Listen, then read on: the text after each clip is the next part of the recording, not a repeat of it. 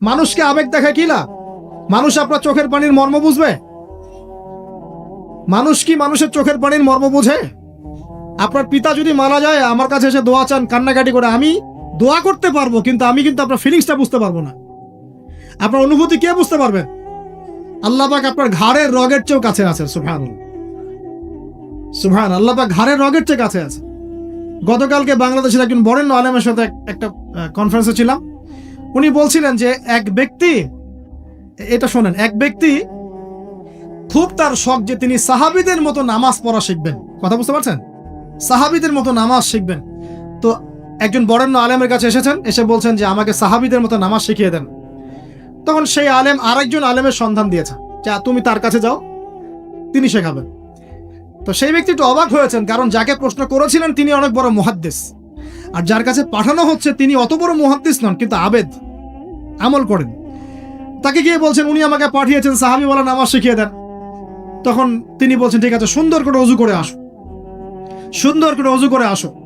অজু করার সময় খালি খেয়াল রাখবা যে আমি অজু করছি শুধু আল্লাহর সন্তুষ্টির জন্য। কি খেয়াল রাখবেন? অজু করছি শুধু আল্লাহকে রাজি খুশি করার জন্য অজু করছে, আর কোনো উদ্দেশ্য নাই আমার। অজু করতে যাচ্ছে, তিনি আবার বলছেন দাঁড়াও, শুধু আল্লাহকে রাজি খুশি করার জন্য অজু করো। আবার শুরু করছেন, আবার বলছেন শোনো, শুধু আল্লাহকে রাজি খুশি করার জন্য অজু করো। এভাবে বলতেই আছেন। নামাজে দাঁড়িয়েছেন, দাঁড়ানোর আগে বলছেন শোনো, শুধু আল্লাহকে রাজি খুশি করার জন্য নামাজ পড়ো। বলতেই আছেন। এক পর্যায়ে সে ব্যক্তি নামাজ শুরু করলো। নামাজে মনোযোগ এদিক ওদিকে যায়, আর তার মাথায় এটা আসে, এই শুধু আল্লাহকে রাজি খুশি করার জন্য আমাকে নামাজ পড়তে হবে, শুধু আল্লাহকে রাজি খুশি করার জন্য নামাজ পড়তে হবে। এই চিন্তা তার মনের মধ্যে ঘুরপাক খাচ্ছে। এভাবে নামাজটা সে শেষ করে চিন্তা করছে যে নামাজ তো পুরোপুরি মনোযোগ দিতে পারলাম না। বারবার মাথার মধ্যে এরকম চিন্তা আসছে, আল্লাহ আমাকে তো মাফ করে দাও, নামাজটা আমার মনে হলো না ঠিক মতো। তখন সে ফিরে এসে তার সে ওস্তাদকে বলছেন আমার তো নামাজ এরকম করে পড়লাম, কিন্তু শেষমেশ মনে হলো যে নামাজটা হয়তো কবুল হয় নাই। আল্লাহর কাছে খুব মাফ চাইলাম, আল্লাহ আমাকে মাফ করে দাও, নামাজটা মনে হলো না। তখন সেই যে প্রথম ব্যক্তি যিনি পাঠিয়েছেন তিনি বলছেন এটাই হলো সাহাবী বলা নামাজ। তারা আল্লাহকে রাজি খুশি করার জন্য নামাজ পড়তেন, নামাজ শেষ করে আল্লাহর কাছে ইস্তেগফার করতেন, আল্লাহ কিছুই হলো না। আমার কথা কি বুঝতে পারছেন? অতএব আল্লাহকে রাজি খুশি করার জন্য আপনি আপনার আবেগ, আপনার ইবাদত সব ঢেলে দিবেন, এটা অন্য কারো কাছে কিছু পাওয়ার আশা করবেন। অতএব নামাজ আপনার মাদকের দিকে যাওয়া লাগবে না, নামাজই আপনার হতাশা দূর করে দেবে ইনশাআল্লাহ। 2 নাম্বার আমল হচ্ছে কোরআন তেলাওয়াত। যে ব্যক্তি কোরআন তেলাওয়াত করতে পারে নিয়মিত, তার মনের মধ্যে এই হতাশা, এই ভীরুতা, এই কাপুরুষতা কিচ্ছু আসবে না ইনশাআল্লাহ। আমি গ্যারান্টি দিচ্ছি আপনাকে, হতাশা আসবেই না আপনার মনে যদি আপনি কোরআন বুঝতে পারেন। কোরআনের একটা আয়াত নিয়ে কোনো সময় দেখা যায় 2-3 ঘন্টা সময় পার হয়ে যাচ্ছে, আয়াতটা ছেড়ে সামনে যেতে পারছি না। কোরআনের ভিতরে ঢুকলে আপনি দুনিয়ায় ভুলে যাবেন কি হচ্ছে আশপাশে। আমি এমন অনেক আলেমকে দেখেছি যে একটা বই, পাতলা একটা বই, আরবি বই নিয়ে পড়া শুরু করেছেন, ওই যে ফজরের পরে জোহরের ওয়াক্ত হয়ে যাচ্ছে, বইটাই শেষ করতে পারেননি এখন। বুঝতে পারবেন? যখন আপনি ইলমের ভিতরে ঢুকে যাবেন, কোরআনের ভিতরে, হাদিসের ভিতরে, আপনার দুনিয়ার খেয়ালই নাই।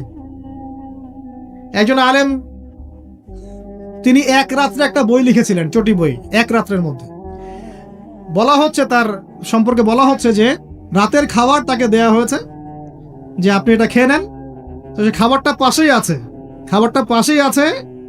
খাবারটা খাবো, এটা লিখে খাবারটা খাবো, এরকম তার চিন্তা ছিল। ফজর হয়ে গেছে, বই লেখাও শেষ, খাবার এই অবস্থায় পড়ে আছে, ডুবে গেছেন ভিতরে, খাওয়ার মাথায় তার খেয়াল নাই। এরকম হয়। একজন মনীষী, বিখ্যাত মনীষী, রিয়াদুস সালেহীন কিতাবের রাইটার, সংকলক আল্লামা নববী রাহিমাহুল্লাহ, এরকম সারা রাত চলে গেছে, পাশে 2টা খেজুর, ওই 2টা খেজুর খাওয়ারই সময় পান, হাদিস নিয়ে গবেষণা করতে রাত পার হয়ে গেছে। আমি বলতে চাচ্ছি যখন ইলমের ভিতরে, কোরআন হাদিসের ভিতরে ঢুকে যাবেন, আপনার দুনিয়ার খেয়াল আপনার চলে যাবে ইনশাআল্লাহ। এই টেনশন, হতাশা, এই সেই বাদ, তখনই আল্লাহ পাক আপনাকে তার পক্ষ থেকে রহমত দিবেন, বরকত দিবেন, আল্লাহ আপনার দুনিয়ার কাজগুলো করে দিবেন ইনশাআল্লাহ। তখন দেখবেন কেউ আপনার দুনিয়ার ওই কাজটা করে দিয়েছে, কেউ ওই কাজটা করে দিয়েছে, কেউ বাসায় খাবার পাঠিয়ে দিয়েছে, আল্লাহ পাকই এগুলো করাই দিবেন ইনশাআল্লাহ। তো প্রিয় ভাইরা, মাদকে যাবো না আল্লাহর কাছে আসবো? 2 নাম্বার কোরআন তেলাওয়াত, 3 নাম্বার আল্লাহর জিকির। 3 নাম্বার কি ভাই? আল্লাহর জিকির চলতে ফিরতে সব সময় মুখ চলতে থাকবে, মুখ না চললেও মনে মনে মন তাজা থাকবে, মনে মনে জিকির হতে থাকবে। মনে মনে জিকির করতে পারেন? মুখ নড়বে না, কিন্তু মনে মনে আপনার একটা জিকির হতে থাকবে, সুবহানাল্লাহ বা আলহামদুলিল্লাহ, লা ইলাহা ইল্লাল্লাহ, আল্লাহু আকবার। পারা যাবে? পারে। মানুষের মন কখনো চুপ করে থাকে না, কিন্তু মানুষের মন অলওয়েজ কিছু না কিছু চিন্তা করতেই থাকে, করতে থাকে না, যতক্ষণ না ঘুমায় মানুষ। তো প্রিয় ভাইরা, বেশি বেশি জিকির করব, সুবহানাল্লাহ, আলহামদুলিল্লাহ, লা ইলাহা ইল্লাল্লাহ, আল্লাহু আকবার, লা হাওলা ওয়ালা কুওয়াতা ইল্লা বিল্লাহ, এগুলো চলতে থাকবে। আল্লাহ পাক তৌফিক দান করুন, আমিন। আমাদের উদ্দেশ্য কি? আমাদের উদ্দেশ্য হচ্ছে পুলসিরাত পার হয়ে জান্নাতে যাওয়া। উদ্দেশ্য কি? পুলসিরাত পার হয়ে জান্নাতে যাওয়া। সূরা আলে ইমরানের 185 নম্বর আয়াতে আল্লাহ পাক বলেছেন, কুল্লু নাফসিন যায়িকাতুল মাউত, প্রত্যেকটা নফস মৃত্যুর স্বাদ গ্রহণ করবে, এরপর কিয়ামতের মাঠে তাদের আজর তাদেরকে পূর্ণ মাত্রায় বুঝিয়ে দেওয়া হবে। আল্লাহ পাক বলছেন, ফামান যুহজিহা আনিন নারি ওয়া উদখিলাল জান্নাতা ফাকাদ ফাজ, ওই দিন যে ব্যক্তিকে জাহান্নাম থেকে বাঁচানো হবে এবং জান্নাতে প্রবেশ করানো হবে, সেই ব্যক্তি হচ্ছে সফল। কথা ঠিক কিনা? তাহলে উদ্দেশ্য পেলাম তো, আমাদের গন্তব্য পেলাম তো। আমাদের গন্তব্য কি তাহলে? জান্নাত। এখন এই দুনিয়ার জীবনে আমরা সর্বোচ্চ হয়তো 100 বছর বাঁচবো, আল্লাহ ভালো জানেন, তাই তো? এই দুনিয়ার জীবনের এই হায়াতের সবচেয়ে ইম্পর্টেন্ট টাইমটা কোনটা বলেন? সবচেয়ে ইম্পর্টেন্ট টাইম কোনটা? যৌবন কিনা? যৌবন কাকে বলে? যৌবন কাকে বলে? কত বছর থেকে কত বছর পর্যন্ত? 20 থেকে 40, বা 15 থেকে 40, বা 20 থেকে 50, এই তো? আচ্ছা, এই বয়সের মধ্যে কারা কারা আছেন হাত তোলেন দেখি। মাশাআল্লাহ, সবাই তো দেখে এই বয়সে, হাত নামান। এখন এই বয়স সম্পর্কে আগে 2টা হাদিস শোনেন, আমার দিকে তাকান, তারপরে আমি বলছি অবস্থা কি, করণীয় কি। আমি বলেছি যুবকদেরকে কিছু নসিহত করবো আজকে, নিয়াত করেছি, ঠিক আছে ভাই? আচ্ছা, যুবকদের সম্পর্কে প্রথম হাদিস, রাসূল সাল্লাল্লাহু আলাইহি ওয়াসাল্লাম বলেছেন, কিয়ামতের মাঠে মানুষ যখন উঠবে, আমরা উঠবো কিনা? আচ্ছা, নাকি উঠবো না? যারা আগুনে পুড়ে গেছে তারা উঠবে কিনা? যারা পানিতে ডুবে গেছে, যাদের লাশও খুঁজে পাওয়া যায় নাই, উঠবে কিনা? উঠবে। আচ্ছা, যখন মানুষ উঠবে তখন তাকে 5টা প্রশ্ন করা হবে। কয়টা ভাই? এই 5টা প্রশ্নের আগে সে তার পা সামনেও ফেলতে পারবে না, পিছনেও ফেলতে পারবে না। আমরা কি একটু চিন্তা করতে পারছি কত ভয়ঙ্কর হবে বিষয়টা? এই সামান্য গরমে আমাদের অবস্থা খারাপ, সূর্য সেদিন সামনে নিচে, আর মানুষ উঠে দাঁড়িয়ে আছে, তাদেরকে 5টা প্রশ্ন করা হবে। যতক্ষণ পর্যন্ত প্রশ্নের উত্তর দিতে পারছে না, সামনেও যেতে পারবে না, পিছনেও আসতে পারবে না, পা নড়াতে পারবে না। 1, তোমার পুরো জীবনটা তুমি কোন কাজে ব্যয় করেছো? উত্তর কি রেডি আছে আমাদের কাছে? আমরা কি বলতে পারবো, হে আল্লাহ, আমরা আমাদের পুরো জীবন তোমার ইবাদত করে কাটিয়েছি? 2, তোমার যৌবন স্পেশালি তুমি কোন কাজে ব্যয় করেছো? তোমার যৌবন তুমি স্পেশালি কোন কাজে ব্যয় করেছো? যুবকরা কি উত্তর দেওয়ার জন্য প্রস্তুত আছে যে আমাদের যৌবন আমরা আল্লাহর পথে কাটিয়েছি? সবাই কি বলতে পারবো? 3 নাম্বার, তোমার রিজিকের উৎস কি ছিল? কোন পথে সম্পদ অর্জন করেছো? 4 নাম্বার, কোন পথে সম্পদ ব্যয় করেছো? কোন কোন খাতে সম্পদ ব্যয় করেছো? আমরা কি আমাদের আয় এবং ব্যয়ের হিসাব দেওয়ার জন্য প্রস্তুত? 5, তোমাকে আমি যে জ্ঞান দিয়েছিলাম সেই জ্ঞান অনুযায়ী আমল করেছো কিনা? আল্লাহ পাক আমাকে আপনাদের সবাইকে তৌফিক দান করুন, আমি জানা অনুযায়ী আমল করার তৌফিক দান করুন, আমি। এই 5টা প্রশ্নের মধ্যে যৌবনকাল ইম্পর্টেন্ট কিনা ভাই? গুরুত্বপূর্ণ কিনা? মাথায় রাখি। সামনে একটা হাদিস শুনুন, রাসূল সাল্লাল্লাহু আলাইহি সাল্লাম বলছেন, কে এই কিয়ামতের মাঠেই 7 শ্রেণীর মানুষকে আল্লাহ পাক বিশেষ মেহমানদারির ব্যবস্থা করবেন, আরশের ছায়ায় ছায়া দিবেন ইনশাআল্লাহ। কোথায় ছায়া দিবেন? ওই দিন এই ছায়া ছাড়া অন্য কোনো ছায়া থাকবে না। নবী সাল্লাল্লাহু আলাইহি ওয়াসাল্লাম বলছেন, তার মধ্যে প্রথম শ্রেণী হচ্ছে ইমামুন আদিল, ন্যায়পরায়ণ শাসক। ন্যায়পরায়ণ, আচ্ছা, ন্যায়পরায়ণ শাসকের একটা এক্সাম্পল দেই। মক্কার জাহেলি যুগে সাহাবীরা ঈমান নিয়ে এসেছেন, বাস তাদের উপর নির্মম নির্যাতন শুরু হয়ে গেছে, আবু জেহেল, আবু লাহাব, উতবা, শাইবা। তখন সাহাবীরা আল্লাহ রাসূলের কাছে এসে বলছেন, ইয়া রাসূলুল্লাহ, আপনি একটু বদদোয়া করেন, তাদের উপর বদদোয়া করেন, আমরা তো আর পারছি না। নবী সাল্লাল্লাহু আলাইহি ওয়াসাল্লাম বললেন, তোমরা মক্কা থেকে হিজরত করে হাবাসায় চলে যাও। কোথায়? হাবাসা। হাবাসা মানে হচ্ছে আবিসিনিয়া। আবিসিনিয়া মানে এখনকার ইথিওপিয়া, ইরিত্রিয়া। নাম শুনেছেন কি? বিশেষ কোচিং তো করছেন অনেকে। আফ্রিকা মহাদেশের একটা ছোট্ট দেশ ইরিত্রিয়া, ওখানে চলে যাও। তখন বলেছিলেন তিনি হাবাসায় চলে যাও। সাহাবীরা জিজ্ঞাসা করছেন হাবাসায় কেন? নবী সাল্লাল্লাহু আলাইহি ওয়াসাল্লাম বলছেন সেখানে একজন খ্রিস্টান ন্যায়পরায়ণ শাসক আছেন যার রাজ্যে কেউ জুলুমের শিকার হয় না। কি বললাম বলেন তো? হাবাসায় কে আছেন? একজন মুসলিম না খ্রিস্টান? খ্রিস্টান ন্যায়পরায়ণ শাসক আছেন যার রাজ্যে কেউ জুলুমের শিকার, মুসলমান নন এমন একজন শাসকের প্রশংসা করে আমাদের নবীজি বললেন তার রাজ্যে কেউ জুলুমের শিকার হয়। সুবহানাল্লাহ। সাহাবীরা সেখানে হিজরত করলেন, নেতৃত্ব দিয়েছেন জাফর বিন আবি তালেব রাদিয়াল্লাহু আনহু। সেই সাহাবী বাদশা নাজাশী, তার নাম ছিল বাদশা নাজাশী, তার সামনে দাঁড়িয়ে সূরা মারিয়াম তেলাওয়াত করেছিলেন। ওই সূরা মারিয়ামে ইয়াহইয়া, জাকারিয়া, ঈসা, তার মা, এই গল্প ঘটনাগুলো আছে। এই সূরার তেলাওয়াত শুনে বাদশা নাজাশীর চোখ দিয়ে পানি পড়তে পড়তে দাড়ি ভিজে গিয়েছে। সুবহানাল্লাহ। শেষে তিনি ঈমান নিয়ে আসেন, মুসলমান হন, আলহামদুলিল্লাহ। আমাদের নবীজি তার জানাজার নামাজ পড়েছিলেন, আমাদের নবীজি তার গায়েবানা জানাজার নামাজও পড়েছেন, বলেন সুবহানাল্লাহ। এখানে একটা পয়েন্ট খালি বলতে চাই, একজন অমুসলিম শাসক সম্পর্কে আমাদের নবীজি মন্তব্য করেছিলেন তার রাজ্যে কেউ জুলুমের শিকার হয় না। আর আজকের দিনে সারা বিশ্বের কোন কোন ক্ষেত্রে মুসলিম শাসকদের ব্যাপারেও এই কথা বলা যায় না যে তার রাজ্যে কেউ জুলুমের শিকার হয়। আল্লাহ পাক বলছেন আরশের ছায়া আমি ছায়া দিব 7 শ্রেণীর মানুষকে। কয় শ্রেণী? তার মধ্যে প্রথম শ্রেণী হচ্ছে ইমামুন আদিল, ন্যায়পরায়ণ শাসক। আল্লাহ পাক আমাদের সমস্ত শাসকদেরকে ন্যায়পরায়ণ হওয়ার তৌফিক দান। 2 নাম্বার, সেই যুবককে আমি সেখানে আশ্রয় দিব যেই যুবক তার যৌবন কালটা আল্লাহর পথে কাটিয়ে দিয়েছে। সুবহান। এবার কি হাদিসটা আপনি পেয়েছেন? এর আগের হাদিস কি শুনলেন? পা নড়াতে পারবেন না যতক্ষণ পর্যন্ত এই প্রশ্নের উত্তর না দিচ্ছেন যৌবনকাল কোন পথে ব্যয় করেছেন। এখন যদি আল্লাহর পথে ব্যয় করেন তাহলে আরশের ছায়া ছায়া পাচ্ছেন, আলহামদুলিল্লাহ। বাকিগুলো কারা কারা একটু বলে দেই। 3 নাম্বার হচ্ছে সেই ব্যক্তি যে একজন আরেকজনকে মহব্বত করে, এক ব্যক্তি আরেক ব্যক্তিকে মহব্বত করে শুধুমাত্র আল্লাহর সন্তুষ্টির জন্য। কথা কি বুঝতে পারছেন? এই মহব্বত আবার এই ছেলে মেয়ের ফ্রি মিক্সিং না। কথা বুঝতে পারেনি? দিনের খাতিরে মহব্বত, আল্লাহর জন্য মহব্বত, আল্লাহর জন্য কিনা। 4 নাম্বার এমন ব্যক্তি যে এত গোপনে দান করে যে তার বাম হাত জানে না ডান হাত কি দান করেছে। আমরা তো এখন 1 টাকা দান করলে 100 টাকা ফুটাই। ফেসবুক আছে, মারাত্মক একটা জিনিস ফেসবুক, মানে এটা মানুষকে আর মানুষ রাখে নাই। যে ব্যক্তি ফেসবুকে আসক্ত তার সাথে কথাবার্তা বলা, লেনদেন, চলাফেরা খুব ডিফিকাল্ট। মানে কি বোঝেন আগে কথাটা?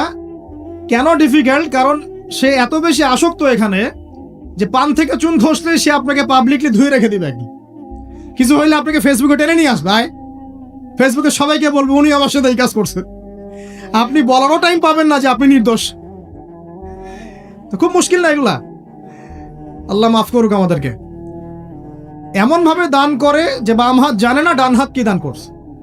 5 নাম্বার এমন ব্যক্তি যে এটা যুবক, এটাও যুবক, যাকে কোনো সুন্দরী নারী আহ্বান করছে জিনার জন্য, সুন্দরী উচ্চ বংশের নারী, যে আসো আমার সাথে জেনা করো। ওই যে ইউসুফ আলাইহিস সালামের মতো, মনে আছে? ইউসুফ আলাইহিস সালামের ঘটনা মনে আছে? আচ্ছা, কিন্তু সেই যুবক বলে, সেই ব্যক্তি বলে ইন্নী আখাফুল্লাহ, আমি আল্লাহকে ভয় করি, আমি তোমার সাথে খারাপ কাজ করতে পারবো না। এরকম ছেলে এবং এরকম মেয়ে এখন সমাজে খুঁজে পাওয়া যায়? হাতে গোনা, হাতে গোনা। আপনি অনলাইন ঘাটাঘাটি করেন, গুগল করেন, ক্রস চেক করেন, দেখবেন বাংলাদেশের 25 বছরের কম বয়সী ছেলে আর মেয়েদের জেনার হার কত আপনি বের করে দেন।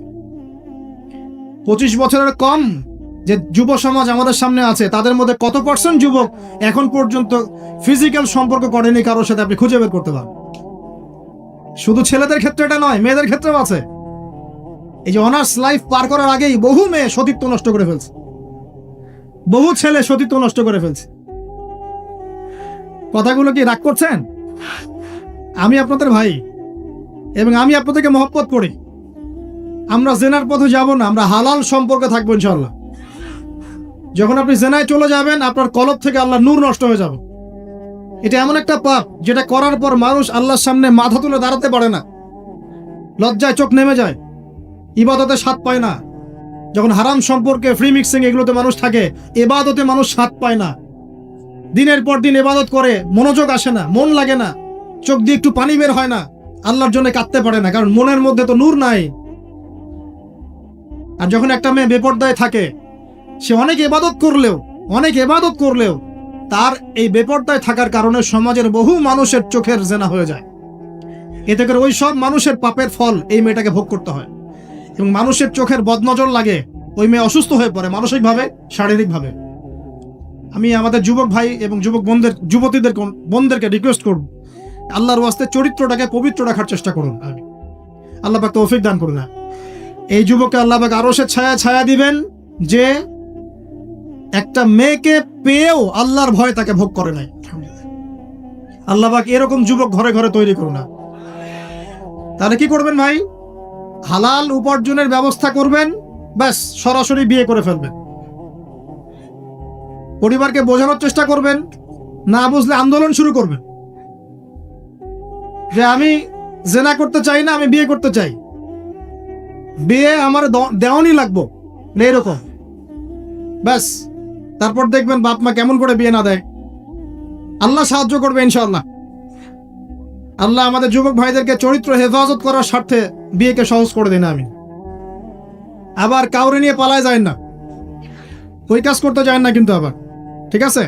কারণ এভাবে কোর্টে গিয়েও যদি একটা মেয়ে বিয়ে করে, এই বিয়ের জায়েজ না জায়েজ নিয়ে অনেক কথা আছে। অতএব এইসব ঝুঁকির মধ্যে যাবেন না, বাসায় বোঝানোর চেষ্টা করবেন। আর এক শ্রেণীর ব্যক্তি আছে যাদেরকে আল্লাহ পাক আরশের ছায়া দিবেন। তারা কারা? যারা গোপনে আল্লাহকে স্মরণ করে কাঁদতে পারে, বলি সুবহানাল্লাহ। এখন এই দুটো হাদিসের মধ্যে যুবকদের অবস্থান কি পেয়েছেন? আচ্ছা, আরেকটা শোনাই এবার। নবী সাল্লাল্লাহু আলাইহি ওয়াসাল্লাম বলেছেন, 5টা জিনিস আসার আগেই 5টা বিষয়কে মূল্যায়ন করো। 1, তোমার বার্ধক্য আসার আগেই তোমার যৌবনকে মূল্যায়ন করো। যৌবনের গুরুত্ব পেলেন তো এবার? তোমার মৌত আসার আগেই তোমার জীবনকে মূল্যায়ন করো। সচ্ছল থাকা অবস্থাতেই অসচ্ছলতাকে মূল্যায়ন করো, অসচ্ছলতা আসার আগেই সচ্ছলতাকে মূল্যায়ন করো। অসুস্থতা আসার আগেই সুস্থতাকে মূল্যায়ন করো। এবং এই যে কথাটা বললাম যে তোমার বার্ধক্য আসার আগেই যৌবনকালটাকে মূল্যায়ন করো। এই হাদিসগুলোর মধ্যে আমরা সংক্ষিপ্ত পরিসরে যৌবনকালের গুরুত্ব পাচ্ছি কিনা ভাই? এখন এই যৌবনকালটা আমাদের কাটানো উচিত আল্লাহ পাকের ইবাদতের মধ্য দিয়ে। এই যৌবনকালটা আমাদের কাটানো উচিত কয়েকটা বিষয়ের মধ্য দিয়ে। তার মধ্যে আমি 10টা পয়েন্ট আপনাকে বলবো। কয়টা ভাই? 10টা। 1, এই যৌবনকালে সবার আগে আমাদের কর্তব্য হচ্ছে দ্বীনের ইলম অর্জন করা। কি করা ভাই? দ্বীনের ইলম অর্জন বলতে আমি কি বোঝাচ্ছি? দ্বীনি ইলম অর্জন বলতে আপনাকে আমি বোঝাচ্ছি যে কমপক্ষে কোরআনটুকু তেলাওয়াত করতে শিখুন, হাদিসগুলো পড়তে শিখুন, ইসলামী বইপত্র পড়াশোনা করুন, পাশাপাশি জেনারেল সাবজেক্টগুলোও পড়াশোনা করুন। এদিকে আপনি এগিয়ে যান, এদিকেও এগিয়ে যান, দুই দিকে আগাতে থাকেন। এর পাশাপাশি বরেণ্য ওলামায়ে কেরামদের সোহবতে থাকার চেষ্টা করেন। যারা রিনাউন্ড এবং বরেণ্য ওলামায়ে কেরাম, তাদের সোহবতে থাকার চেষ্টা করেন। ইলম অর্জনের অনেক ধাপ আছে। শুরু করেন কোরআন তেলাওয়াত দিয়ে, তারপরে আস্তে আস্তে হাদিসে যান, কোরআনের তাফসিরে যান, ইতিহাস পড়েন, ইসলামের ইতিহাস পড়েন, ইসলামিক অর্থনীতি পড়েন, রাসূলের জীবনী সিরাত পড়ে দেখেন, ইসলামিক ফিকহের বইগুলো পড়ে দেখেন। আস্তে আস্তে গ্র্যাজুয়ালি আপনি সামনে যাবেন। এই সিলেবাসটা আপনি কোত্থেকে পাবেন? এই সিলেবাসটা দেখবেন প্রত্যেক জেলায় জেলায় বরেণ্য কওমি ওলামায়ে কেরাম আছেন না, তাদের সাথে পরামর্শ করবেন, আপনাকে সুন্দর সিলেবাস করে দিবে ইনশাআল্লাহ। এইভাবে আপনি পড়াশোনা করবেন এবং ওস্তাদের সাথে থেকে পড়াশোনা করবেন। একা একা সবকিছু করা যায়? একা একা সবকিছু করা যায় না। একটা সিলসিলা লাগে, একটা ওস্তাদের সোহবত লাগে, নাকি? একা একা কি কোরআন সুন্নাহ সব বুঝে ফেলতে পারবেন আপনি? তাই মনে হয়? কখনোই না। অতএব বরেণ্য আলেমদের সোহবতও লাগবে, আবার আপনার চেষ্টাও লাগবে। আল্লাহ পাক তৌফিক দান করুন। এই যৌবনকালের প্রথম কাজ কি ভাই? ইলম অর্জন করা। 2 নাম্বার, এই যৌবনকালে আমরা যে পরিমাণ ফিজিক্যালি ফিট থাকি, শরীরে শক্তি থাকে, উদ্যম থাকে, আমাদের বয়সটা 40-50 হয়ে গেলে সেটা থাকবে না। থাকবে? অতএব এই যৌবনকালে বেশি বেশি ইবাদত করতে থাকেন। আল্লাহ পাক তৌফিক দান করুন। এই যৌবনকালে 5 ওয়াক্ত নামাজ তো পড়বেনই, এর পাশাপাশি নফল নামাজগুলো পড়ার চেষ্টা করবেন। এর পাশাপাশি আপনি চেষ্টা করবেন তাহাজ্জুদের ওয়াক্তে একটু নামাজ পড়ার জন্য, কমপক্ষে 2 রাকাত, অ্যাটলিস্ট 2 রাকাত নামাজ তাহাজ্জুদের সময় পড়ার চেষ্টা করি। আল্লাহ আমাকে তৌফিক দেখ, আপনাদের সবাইকে তৌফিক দান করুন। ওই সময় আপনি যে দোয়াই করবেন আল্লাহর কাছে কবুল হবে ইনশাআল্লাহ। যে দোয়াই করবেন আল্লাহ কবুল করবেন ইনশাআল্লাহ। যদি আপনার রিজিকটা কি হয়, হালাল হয়। হারাম রিজিক দিয়ে ইবাদত কবুল হয়? হারাম রিজিকের দোয়া কবুল হয়? কবুল হয় না। 3 নাম্বার, এই যৌবনকালে আমরা